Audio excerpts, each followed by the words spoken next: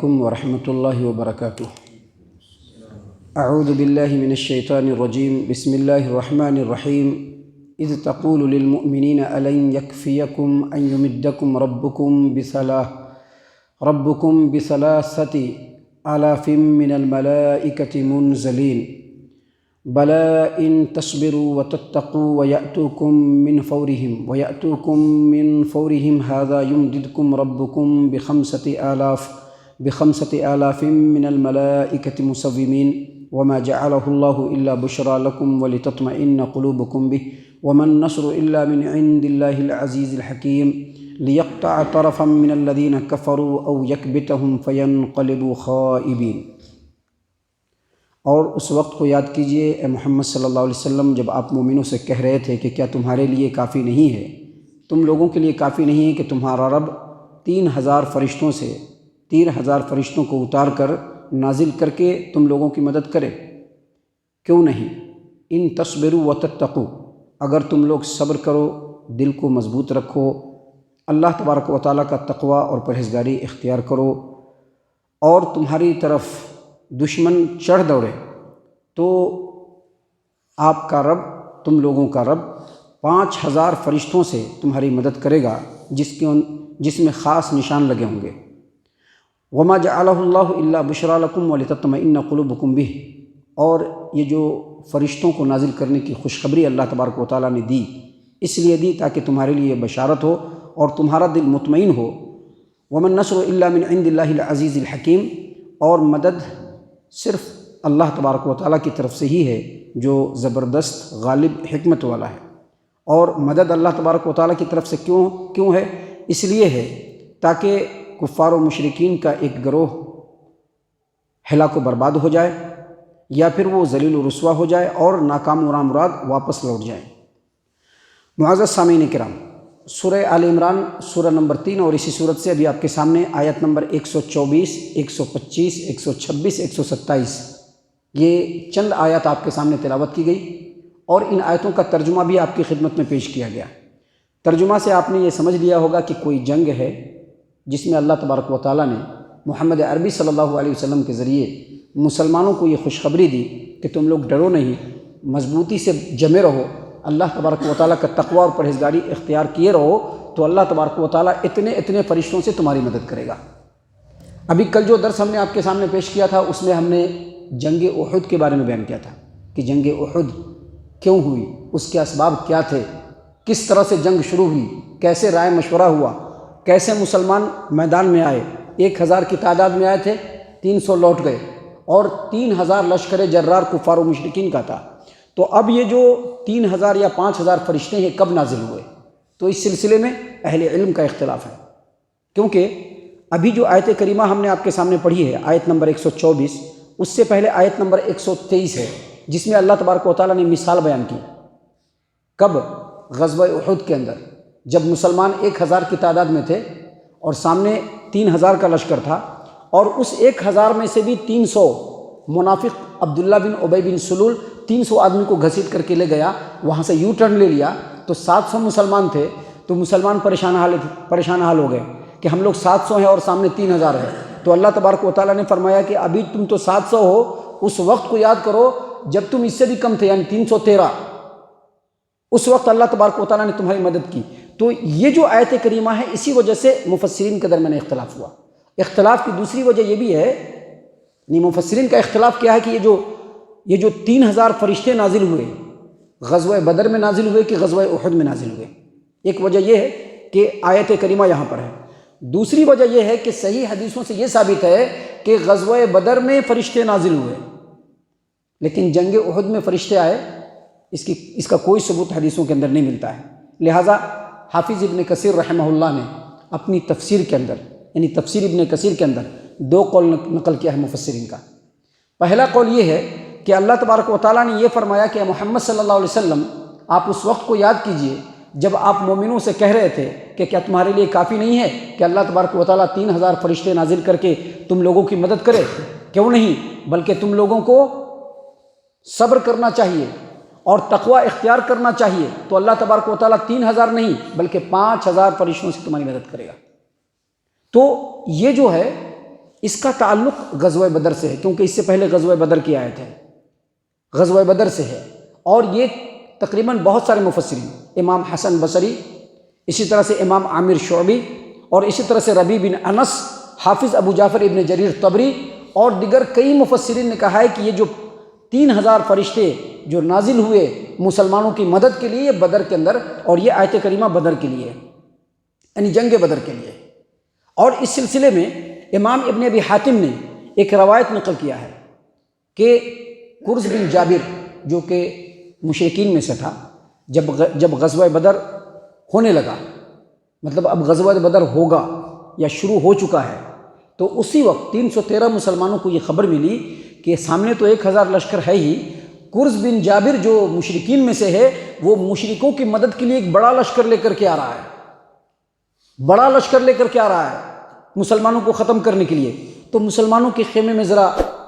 کھلبلی مچی، تو اللہ تبارک و تعالیٰ نے فرمایا کہ أَلَنْ يَكْفِيَكُمْ أَنْ يُمِدَّكُمْ رَبُّكُمْ بِثَلَاثَةِ آلَافٍ مِّنَ الْمَلَائِكَةِ مُنْزِلِينَ، کیا تم لوگوں کے لیے کافی نہیں ہے کہ کوئی کچھ بھی لے کر کے چلا آوے، اللہ تبارک و تعالیٰ تمہارے لیے 3000 فرشتوں کو نازل کرے گا۔ اور پھر آگے فرمایا بلا، کیوں نہیں، اللہ کے رسول صلی اللہ علیہ وسلم کے ذریعے سے اللہ فرما رہے ہیں بلا، کیوں نہیں، ان تصبروا وتتقوا، اگر تم مضبوطی سے جمے رہو، تقوی اور پرہیزگاری اختیار کرو، وَيَأْتُوكُم مِّن فَوْرِهِمْ، اور تمہارے اوپر دشمن اگر اچانک بھی چڑھائی کرے تو اللہ تبارک و تعالیٰ 5000 فرشتوں کو جن کے اندر خاص نشان لگے ہوں گے اس کو نازل کر دے گا، اور وہ کفار و مشرکین کو چٹنی بنا کر کے رکھ دیں گے۔ معزز سامعین کرام، روایتوں کے اندر آتا ہے کہ 313 مسلمان اور ان کے ساتھ فرشتے مل کر کے پورے جنگ کو ختم کر دیا، کفار و مشرکین کو تہس نہس کر دیا بدر کے اندر، اور وہ لوگ بھاگ کھڑے ہوئے۔ یہ جو کرز بن جابر ہے، اس کو جب پتہ چلا کہ کفار و مشرکین کو شکست فاش مل گئی ہے، بالکل ہرا دیا گیا ہے، تو وہیں سے وہ واپس چلا گیا، اور اللہ تبارک و تعالیٰ نے جو 3000 فرشتوں کو نازل کیا تھا بس وہ تھے، 5000 فرشتوں کو نازل کرنے کا جو معاملہ تھا اس کو پوسپون کر دیا گیا۔ یہ ایک قول ہے۔ دوسرا قول جو حافظ ابن کثیر رحمہ اللہ نے اپنی تفسیر کے اندر بیان کیا ہے کہ نہیں، یہ غزوہ بدر کے لیے نہیں ہے بلکہ جنگ احد کے لیے ہی ہے، یعنی جب مسلمان 700 تھے اور سامنے 3000 کا لشکر تھا تو مسلمانوں کو ذرا دل میں پریشانی ہوئی، تو اللہ کے رسول صلی اللہ علیہ وسلم نے ان کو تسلی دینے کی خاطر، ان کو اطمینان دلانے کی خاطر، جنگ میں جم جائے اس کی خاطر اللہ کے رسول صلی اللہ علیہ وسلم نے اللہ تبارک و تعالیٰ کے حکم سے ان لوگوں کو کہا، جیسا کہ اللہ نے فرمایا کہ استقول، اس وقت کو یاد کیجئے محمد صلی اللہ علیہ وسلم جب آپ کہہ رہے تھے للمومنین، ایمان والوں سے، أَلَنْ يَكْفِيَكُمْ، کیا تمہارے لیے کافی نہیں ہوگا، أَن يُمِدَّكُمْ رَبُّكُمْ بِثَلَاثَةِ آلَافٍ مِّنَ الْمَلَائِكَةِ مُنْزِلِينَ، اللہ تبارک و تعالیٰ 3000 فرشتوں کو نازل کر کے تمہاری مدد کرے، کیا تمہارے لیے کافی نہیں ہوگا؟ نبی صلی اللہ علیہ وسلم نے کہا ایسا، اللہ کے حکم سے کہا، لیکن اللہ تبارک و تعالیٰ نے ایک کنڈیشن بھی ڈالا۔ کیا کنڈیشن ڈالا؟ کہا بلا، کیوں نہیں، اللہ ضرور مدد کرے گا، ان تصبروا، اگر تم دل کو مضبوط کر کے رکھو، اگر تم دل کو مضبوط کر کے رکھو، ثابت قدم ہو کر کے رہو، بالکل اپنی جگہ پر اڑے رہو، اڈگ رہو، اللہ پر توکل اور بھروسہ کر کے ثابت قدمی اختیار کرو، وتتقوا، اور تقوی اور پرہیزگاری اختیار کرو، تو اگر دشمن تم پر چڑھائی بھی کرے گا تو اللہ تبارک و تعالیٰ 3000 نہیں بلکہ 5000 فرشتوں کو بھیج دے گا۔ لیکن غزوہ احد میں، جنگ احد میں ایسا نہیں ہوا۔ جنگ احد میں جب جنگ شروع ہوئی تو شروع میں لگا کہ مسلمان جیت جائیں گے، اور اللہ کے رسول صلی اللہ علیہ وسلم نے کچھ تیر اندازوں کو ایک جگہ پہ مقرر بھی کر دیا تھا، لیکن خالد بن ولید جو اس وقت مسلمان نہیں ہوئے تھے رضی اللہ عنہ، وہ کیا کیے کہ کفار و مشرکین کی ایک ٹکڑی کو لے کر کے پیچھے ہٹنے لگے دھیرے دھیرے، اور ادھر جو ایک جگہ پہ مورچے پہ اللہ کے رسول صلی اللہ علیہ وسلم نے کچھ تیر اندازوں کو بٹھایا تھا، ان کو لگا کہ اب کفار و مشرکین پیچھے ہٹ رہے ہیں، تو نبی صلی اللہ علیہ وسلم نے کہا تھا کہ کچھ بھی ہو جائے تم وہاں سے نہیں ہٹنا، لیکن وہ لوگ ہٹ گئے، اور ادھر سے آ کر کے خالد بن ولید رضی اللہ عنہ جو ابھی مسلمان نہیں ہوئے تھے پیچھے سے آ کر کے حملہ کر دیا، تو مسلمان ثابت قدم نہیں رہے، بھاگ کھڑے ہوئے، تیتر بتر ہو گئے۔ ہم نے بتلایا تھا اس سے پہلے جمعہ کے خطبے میں بھی کہ چند صحابہ کو چھوڑ کر کے سب تیتر بتر ہو گئے، بلکہ ایک وقت تو ایسا تھا کہ سعد بن ابی وقاص رضی اللہ عنہ اور طلحہ بن عبید اللہ رضی اللہ عنہ کو چھوڑ کر کوئی بھی نہیں تھا، یہی دونوں نبی صلی اللہ علیہ وسلم کی حفاظت کر رہے تھے، اور سارے مسلمانوں کے خیمے میں بالکل بھگدڑ مچ گئی تھی۔ تو اللہ تبارک و تعالیٰ نے کہا تھا کہ ثابت قدم رہنے کے لیے، لیکن یہ لوگ جب ثابت قدم نہیں رہے تو اللہ نے فرشتوں کو بھی نازل نہیں کیا۔ آپ سوچ سکتے ہیں یہاں پر جو مفسرین نے جو تفسیر کی ہے، آپ یہاں پر سوچ سکتے ہیں کہ صحابہ کرام کے ساتھ بھی یہ معاملہ ہو گیا تو ہم لوگ کس گلی کے کس کھیت کے مولی ہیں؟ ہم لوگوں کو کہاں سے مدد ملنے والی ہے؟ صحابہ کرام کو کہا گیا کہ ثابت قدم رہنا، تقوی اور پرہیزگاری اختیار کیے رہنا، اللہ تبارک و تعالیٰ سے ڈرتے رہنا، اللہ کے حکموں کی تعمیل کرتے رہنا، نبی کے حکموں کی تعمیل کرتے رہنا، تب جا کر کے اللہ مدد بھیجے گا۔ ہم لوگ تو اٹھتے بیٹھتے سوتے جگتے کھاتے پیتے چلتے پھرتے سوچتے ہوئے بھی اللہ تبارک و تعالیٰ کے اور نبی صلی اللہ علیہ وسلم کے حکموں کی نافرمانی کرتے ہیں، ہمارے لیے مدد کہاں سے آنے والی ہے؟ تو یہ دو قول ہے جو اللہ تبارک و تعالیٰ نے یہاں پر بیان فرمایا۔ اس کے بارے میں مفسرین کا یہ دو قول ہے جو ہم نے آپ کے سامنے بیان کیا کہ غزوہ بدر میں چونکہ مسلمان ثابت قدم نہیں رہے، دل کو مضبوط کر کے نہیں رکھے، اللہ تبارک و تعالیٰ کے رسول نے جو حکم دیا تھا اس کو فراموش کر دیے، تو اللہ تبارک و تعالیٰ نے مدد بھی نہیں بھیجا، فرشتے بھی نازل نہیں ہوئے۔ تو خلاصہ کلام یہ کہ فرشتے کب نازل ہوئے تھے؟ جنگ بدر میں اور جنگ احد میں فرشتے نازل نہیں ہوئے۔ اللہ تبارک و تعالیٰ نے آگے مزید فرمایا کہ وما جعلہ اللہ الا بشرا لکم ولتطمئن قلوبکم بہ، یہ جو فرشتوں کے آنے کی خبر جو اللہ نے دی، یہ خوشخبری کے طور پر دی تاکہ تم خوش ہو جاؤ اور تمہارا دل مطمئن ہو جائے کہ ہاں اللہ تبارک و تعالیٰ ہمارے ساتھ ہے، اس لیے اللہ تبارک و تعالیٰ نے دیا تھا۔ اور آگے فرمایا وَمَا النَّصْرُ إِلَّا مِنْ عِنْدِ اللَّهِ الْعَزِيزِ الْحَكِيمِ، اور مدد کبھی بھی کس کی طرف سے آتی ہے؟ اللہ تبارک و تعالیٰ کی طرف سے جو زبردست ہے، غالب ہے، حکمت والا ہے۔ مطلب کیا ہے کہ صرف فرشتے ہی نہیں، اللہ جیسے چاہے مدد کر دے گا۔ فرشتوں پر ہی ڈیپینڈ نہیں ہونا ہے، اللہ جیسے چاہے گا مدد کر دے گا، اللہ مدد کرنے پر قادر ہے۔ دیکھیے جنگ بدر کے اندر اللہ نے کئی طریقے سے مدد کیا، ہم نے اسے پہلے بھی تفسیر کے اندر بتلایا تھا کہ مسلمان جب آئے تو مشرکین جو ہے مضبوط زمین،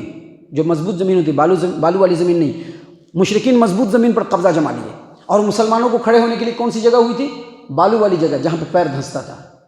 ریت والی جگہ میں آپ جب چلیں گے نا، پیر نیچے دھنسے گا، آپ مکمل چل نہیں پائیں گے۔ جو لوگ سعودی عرب میں رہ چکے ان کو تجربہ ہے، خاص طور سے جو مزرعہ وغیرہ کے علاقے میں رہے ہیں ان کو مکمل تجربہ ہے کہ جب آپ ریتیلی زمین میں چلیں گے پیر نیچے دھنسے گا، مکمل نہیں آپ کا پیر چل پائے گا۔ تو مسلمانوں کو وہ جگہ ملی، اور مشرکین نے مضبوط زمین جو وہاں پر ہوتی ہے، جہاں پر مٹی ہوتا ہے، مشرکین نے اس کو قبضہ جما لیا۔ اللہ تبارک و تعالیٰ نے کیسے مدد کیا؟ ہوا چلا دیا،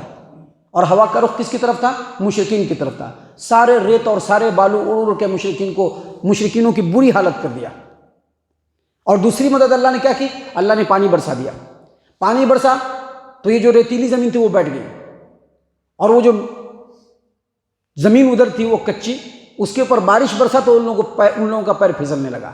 اور اللہ تبارک و تعالیٰ نے بارش برسا کر کے مسلمانوں کو پانی بھی دے دیا۔ تو اس طرح سے اللہ تبارک و تعالیٰ جیسے چاہے مدد کر سکتا ہے،